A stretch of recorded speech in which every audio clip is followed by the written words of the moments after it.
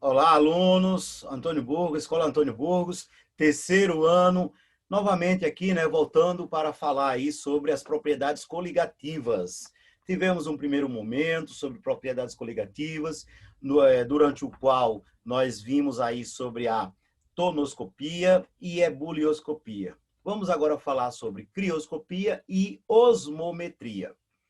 Pois bem, essa parte teórica das propriedades coligativas, ela é bem importante, é bem recorrente nos vestibulares e nos vestibulares recentes, né? Assim como lá no Enem também.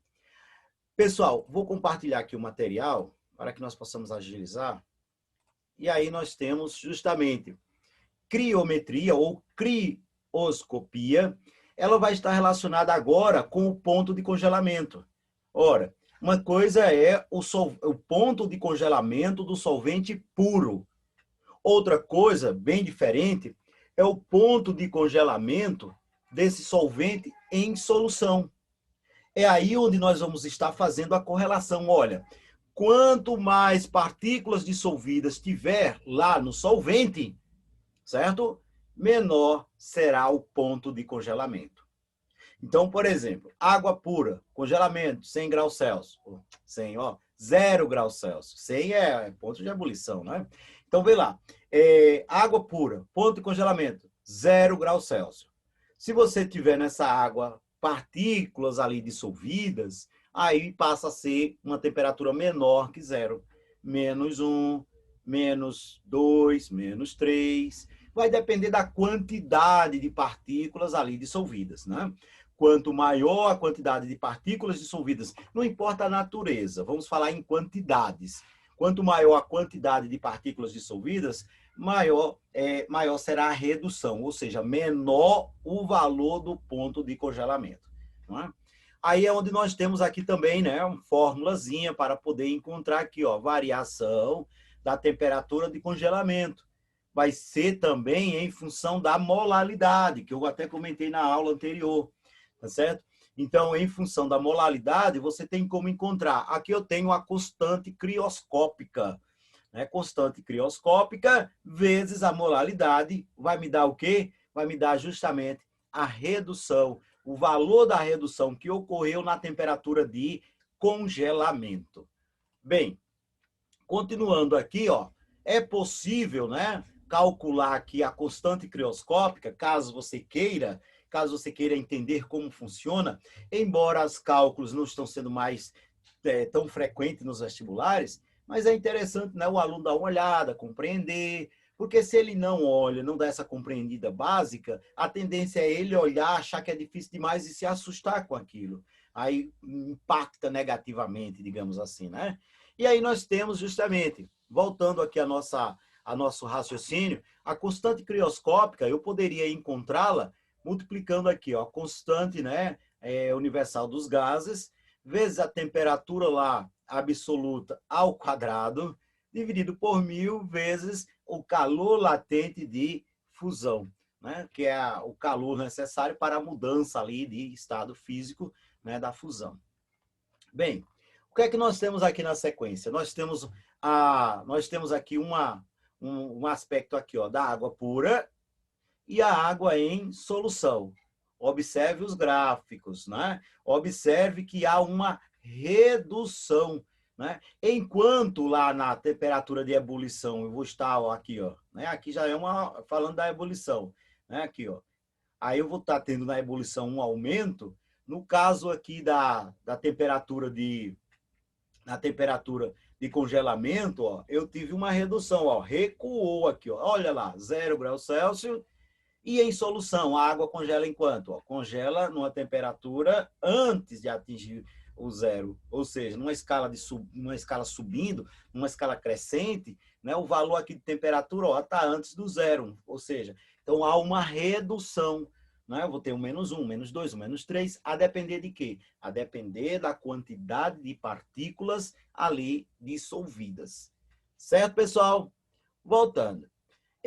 Outra propriedade, essa bem importante, inclusive, né, bem comum em diversos fenômenos aí, né, biológicos, né, a osmometria. Tem a ver com a pressão osmótica. A pressão osmótica, Ó, lembra aí o que é a osmose. A osmose é a passagem de solvente do meio hipotônico para o meio hipertônico. Em outras palavras, é a passagem lá do solvente. Nos sistemas biológicos, o solvente predominante, né, é a água. Então, vê lá, por exemplo, é passagem de água do meio de menor concentração, meio hipotônico, para o meio de maior concentração, né? O meio hipertônico. E aí é onde nós temos aqui, né, um esquemazinho bem interessante, né, para ser montado. Uma coisa é eu ter a água pura, outra coisa é eu ter a água com alguma partícula ali dissolvida. No caso aqui, uma partícula molecular, né, formada por ligações covalentes. É logo uma substância molecular, a glicose. E aí, separando esses dois sistemas, né, ó, eu tenho aqui uma membrana semipermeável. Permeável é a que deixa passar. Semi deixa passar alguma coisa. No caso aí vai deixar passar o solvente, né? Aí, como é que vai se dar a osmose aqui? A osmose é a passagem do meio de menor concentração, que no caso é água pura, só tem água, não tem nada dissolvido nela, não tem concentração de nada ali dissolvido, né? A passagem de água do meio onde tem aqui água pura para o outro lado onde eu tenho partículas dissolvidas, ou seja, água com a glicose. Como consequência disso, dessa passagem, deixa eu ver se o esqueminha aqui mostra. Mostrou não, mas a gente explica. Olha lá. Como consequência, eu tenho a passagem, como consequência da passagem de água para o lado que está a glicose, o nível aqui, ó, ele tende a aumentar, né? Tende a aumentar. Logicamente, o nível aqui, no lado da água pura, tende a diminuir. Enquanto um lado tende a diminuir, o outro tende a aumentar. Pois bem, a pressão osmótica ela pode ser aqui definida como sendo uma força, né, em uma determinada área, ou seja, uma pressão exercida para evitar o deslocamento, para evitar que esse lado aqui, ó, da água com glicose, ele aumente, tá certo? Então, se de repente nós pensarmos o seguinte, olha, vamos colocar aqui uma força nessa área, né? Atuar aqui uma força sobre essa área, ou seja, pressão, para apenas para evitar que o nível suba. Nesse sentido aí, o que é que nós teremos? Nós teremos que a pressão exercida exclusivamente para evitar a subida desse nível, nós estaremos chamando ela de pressão osmótica. É essa equivalência aí da pressão osmótica, tá certo? E aí é onde entra, né, esses termos, que são interessante o aluno saber desses termos, tá bom? Eu tenho lá soluções ou meios, né, isotônicos, iso, igual concentração. Hipertônico, o hipertônico é aquele que está numa maior concentração do que outro, né? Sempre é um conceito de referência, eu tenho que ter uma referência, um ponto de referência. Né? Então, aqui, por exemplo, aquele meio, né, de maior, né, um meio de maior concentração, né, é o que eu chamo de meio hipertônico. Em relação às pressões osmóticas, olha o que é que ele diz aqui, ó. Quando a pressão osmótica da solução em estudo é maior. Ora, o que é que eu estou dizendo? Na hipertônica, a concentração é maior. Só que quanto maior for a concentração, aí é onde entra a ideia das propriedades coligativas. Quanto maior a quantidade de partículas dissolvidas, maior será a tendência, vamos colocar aqui, pessoal, vamos fazer uma certa analogia. Maior será a tendência em água, em solvente, vir para o lado dessa concentração. Né? É como se a presença do soluto ali dissolvido tivesse a capacidade de puxar moléculas de solvente. Esse é um raciocínio bem interessante, né? Que é justamente a ideia lá que vai fazer com que ocorra a osmose. O solvente vai sair do meio de menor concentração, ou seja, do lado que tem menos partículas dissolvidas, e vai para o lado que tiver mais partículas dissolvidas, ou seja, para o lado hipertônico. A hipotônica é o contrário, a hipotônica é o meio de menor concentração, lógico, em termos de pressão osmótica, é o lado que tiver a menor pressão osmótica ali a ser considerada. O valor da pressão osmótica, interessante, né, pessoal, aqui, ó, o valor da pressão osmótica pode ser, inclusive, calculado. Eu tenho uma formulazinha, né? O π aqui, ele é a pressão osmótica. E vai ser pressão osmótica é igual a molaridade vezes o R, que é a constante universal lá dos gases, né? Vezes a temperatura absoluta, ou seja, a temperatura lá na escala Kelvin. Pois bem, né? No caso aqui, cuidado. Os outros, né? Tonoscopia, bulioscopia, crioscopia, falavam de molalidade. Molalidade. Aqui nós estamos falando de molaridade. Tá, inclusive a fórmula aqui, eu utilizei agora há pouco para vocês, né? Número de mols dividido pelo volume da solução em litros. Em litros. Aí então eu terei, né, a constante universal dos gases é fornecida numa questão, tá certo? A molaridade, de repente, pode ser fornecida ou pode ser solicitado que o aluno encontre, a depender da questão em si. E aqui a temperatura lá na escala Kelvin, né, a escala absoluta, é simplesmente o temperatura na escala Celsius mais 273, ou seja, né, é simplesmente efetuar esse somatóriozinho, né? E estando, ó, a constante universal dos gases, estando aqui, ó, se você quiser, né, obter em ATM, aí você vai usar justamente essa constante, o 0,082. Né? A tua resposta, ela vai ser obtida em ATM, em termos lá de pressão osmótica. Tá certo? E aí, então, pessoal, é onde nós finalizamos esse momento, né? As 4 ideias.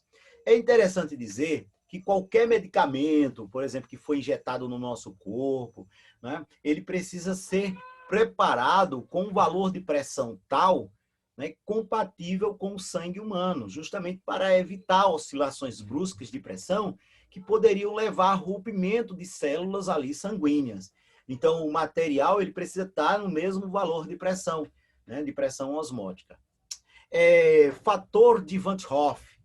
O fator de Van't Hoff é um fator de correção. É um fator de correção que ele é utilizado para corrigir essas fórmulas todas aí que nós vimos, de tonoscopia, de ebulioscopia, de crioscopia e de osmometria. É um fator que corrige essas fórmulas, quando você está trabalhando com solutos iônicos. Iônicos. Então, todos os efeitos aqui, ó, todos os efeitos coligativos que nós vimos, eles serão multiplicados, olha lá, multiplicados, né? Eles são potencializados, eles são multiplicados ali, né? Potencializados na ideia de aumentar, tá certo? Eles são multiplicados pelo chamado fator de Van't Hoff, que é justamente utilizado quando nós estamos trabalhando com um soluto iônico. Iônico. Uma coisa é você trabalhar com um soluto molecular. Pegou 10 moléculas de glicose, colocou lá na água. Continuam sendo 10 partículas dissolvidas. 10 moléculas de glicose, 10 partículas dissolvidas. Não é?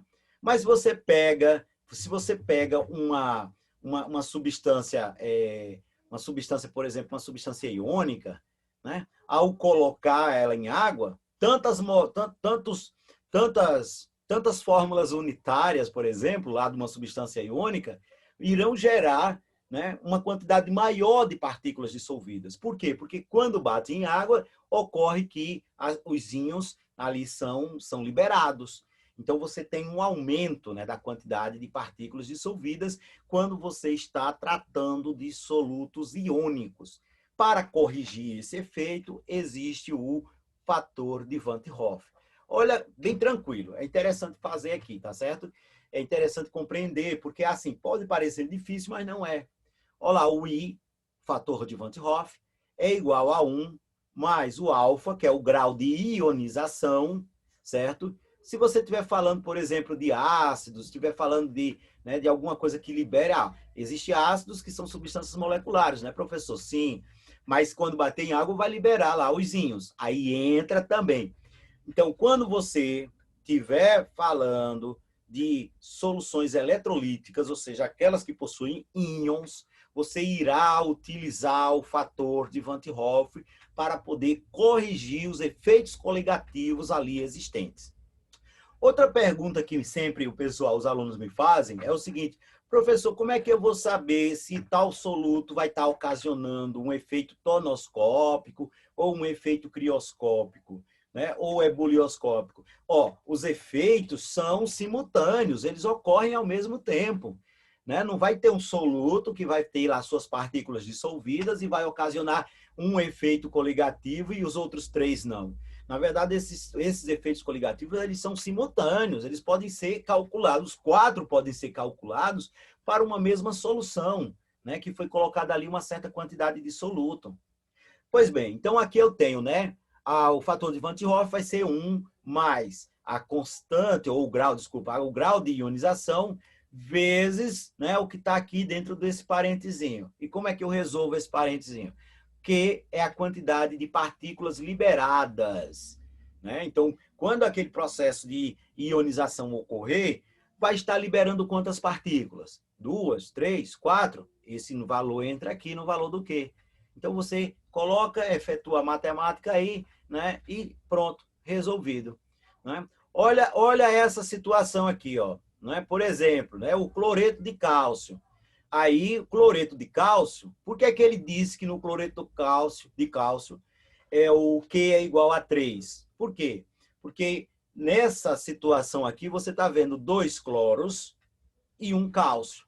Ou seja, 3 partículas serão liberadas com o processo da ionização, né? Então, aqui, ó, 1 cálcio e 2 íons cloreto, tá certo? Bem, aí observa as fórmulas aqui, ó. As 4 fórmulas corrigidas. Corrigidas, como assim, professor? Corrigidas? As outras estavam erradas? Não, adequadas, elas foram adequadas para os contextos eletrolíticos, ou seja, para os contextos nos quais ocorreu, né, nos quais ocorreram, ok? A liberação de íons, tá certo? A liberação de íons, quer seja esses íons lá de uma dissociação ou mesmo de uma ionização, tá certo? Dissociação, os íons já estão prontos, vão ser apenas soltos. Na ionização, eles não existem, os íons não existem, eles ainda serão, né, produzidos no momento que estará ali ocorrendo a ionização. E aí você tem, ó, a correção nos leva a multiplicar, ó, multiplicar pelo I, tá vendo? Ó? Todas as formulazinhas que foram apresentadas, você vai estar aqui multiplicando pelo I, ó, que é justamente o quê? O valor da constante lá de Van 't Hoff, né? Que é justamente para você trabalhar com as ideias lá eletrolíticas, né? As soluções eletrolíticas. E aí, então, vamos aproveitar o embalo aqui e fazer algumas questões do exercício de fixação. Deixa eu tirar esse lado. Ok. Aí tem lá, a adição de determinados solutos em meio aquoso muda, né, algumas propriedades físicas do solvente. Ó, se o camarada não tiver entendido lá até então, o próprio enunciado está explicando para ele aqui o que é uma propriedade coligativa, né? Então, é uma mudança ali naquelas propriedades, em algumas propriedades físicas decorrente da presença de partículas dissolvidas. Considere 3 recipientes que contenham 1 litro de soluções aquosas, ó. Todos têm 1 litro. Com concentração molar igual a 0,5 mol por litro das seguintes substâncias. Pessoal, a primeira substância aí a ser considerada é a sacarose. Sacarose, ela não vai sofrer a ionização. Uma molécula de sacarose, quando colocada em água, será uma partícula dissolvida. Tá certo? Já no caso do cloreto de sódio, uma partícula, no caso aí, essa fórmula unitária, quando for colocada em água, ela vai liberar 2 partículas, 2 íons, né? Então, como as propriedades coligativas, elas são exclusivamente dependentes, depende exclusivamente da quantidade de partículas dissolvidas, então isso é muito significativo. Saber se vai ocorrer ou não processo de ionização, de liberação de íons. No caso da sacarose, uma molécula de sacarose continuará sendo uma molécula de sacarose ao ser colocada em água. Pois bem, e a outra, a substância 3, nitrato de cálcio. Nitrato de cálcio, aí você tem aqui, ó, 2 grupinhos nitrato, né, ó, 2 grupinhos de nitrato e 1 cálcio. Ou seja, essa fórmula aqui, ela vai te liberar 3 partículas dissolvidas. Aí ele chega e faz algumas considerações. Ó. Ao medir algumas das propriedades coligativas dessas soluções, foi observado que, letra a solução de sacarose apresenta ponto de fusão e de ebulição superiores ao da água pura.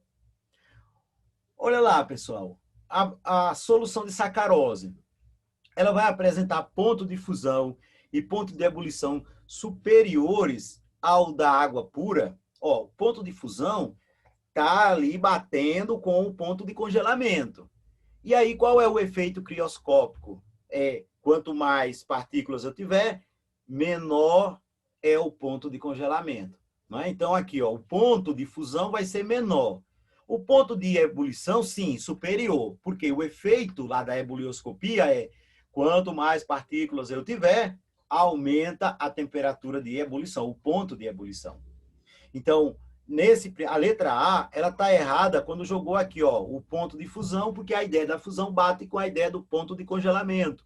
E eu tenho, com partículas dissolvidas, o ponto de congelamento, ó, diminui. Já o ponto de ebulição, com partículas dissolvidas, o ponto de congelamento aumenta, né? E aí, em relação à água pura, aumenta só o de congelamento. O da água ocorreu uma diminuição, né? Então, pessoal, letra A está errada. Letra B. A solução de cloreto de sódio apresenta ponto de congelamento inferior à solução de nitrato de cálcio. Pessoal, a solução, tudo está na mesma concentração, 0,5 mol. Ok. Acontece que o cloreto de sódio libera 2 partículas. Então, você pega essa concentração e multiplica por 2, o que vai dar concentração de 1. No caso do nitrato de cálcio, você vai multiplicar por 3, que é o número de partículas ali. E isso vai te dar 1,5. Opa, a concentração de partículas dissolvidas no nitrato de cálcio é 1,5. É maior do que lá no cloreto de sódio. Consequentemente, os efeitos coligativos serão maiores lá na solução contendo nitrato de cálcio. Ora, e quais são os efeitos coligativos que serão maiores? A redução da temperatura, a redução da pressão de vapor será maior no nitrato de cálcio.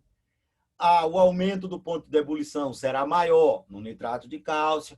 A redução do ponto de congelamento será mais significativo, quer dizer que vai baixar mais, né? A pressão osmótica será maior, não é? Tudo isso onde? Onde eu tiver mais partículas dissolvidas. Então, no caso aqui, a solução, letra B, a solução de cloreto de sódio apresenta ponto de congelamento inferior? Não. A redução maior, para ficar com valores menores, ocorreu lá com a que libera mais partículas, o nitrato de cálcio. Tá certo? Letra C, então a B também está errada.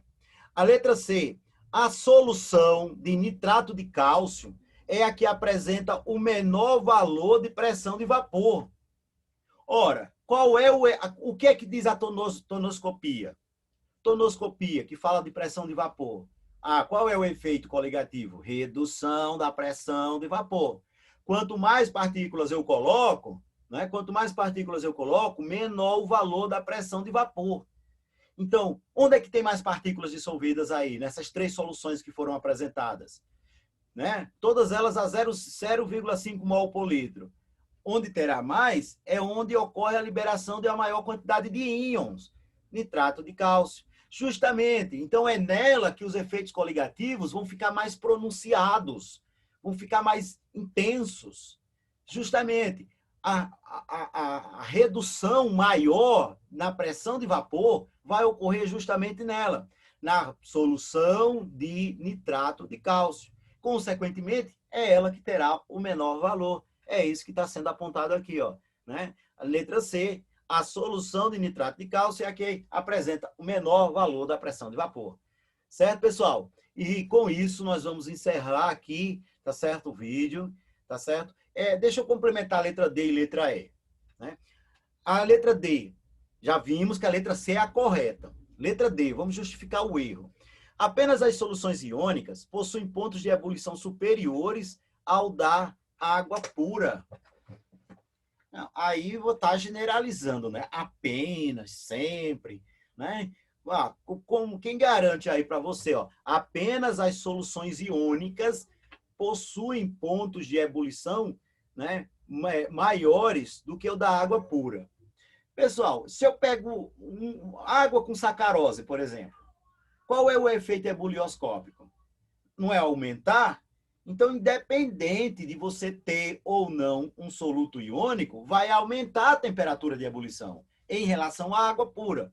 A água com o soluto, seja ele iônico ou não, vai ter uma temperatura de ebulição maior do que a da água pura, certo?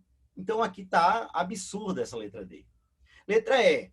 A maior variação entre o ponto de fusão e o ponto de ebulição para essas substâncias será observada para a solução de sacarose. A maior variação vai ocorrer naquela solução que tem maior quantidade de partículas dissolvidas. Por quê? Porque é ela que vai apresentar o maior ponto de ebulição e o menor ponto lá de congelamento. Consequentemente, é ela que vai ter, né, a maior variação. Tá certo? E no caso aí é quem? É a solução contendo o nitrato de cálcio, ou seja, a terceira solução, não a primeira, tá certo? A primeira é que vai ter a menor variação, porque os efeitos coligativos são menores, já que a quantidade de partículas dissolvidas ali vai ser na concentração de apenas 0,5 mol por litro. Na 2, 1 mol por litro. E na 3, 1,5 mol por litro. Ok, pessoal, agora sim vou encerrar, tá certo? Até o nosso próximo momento. Tchau, tchau.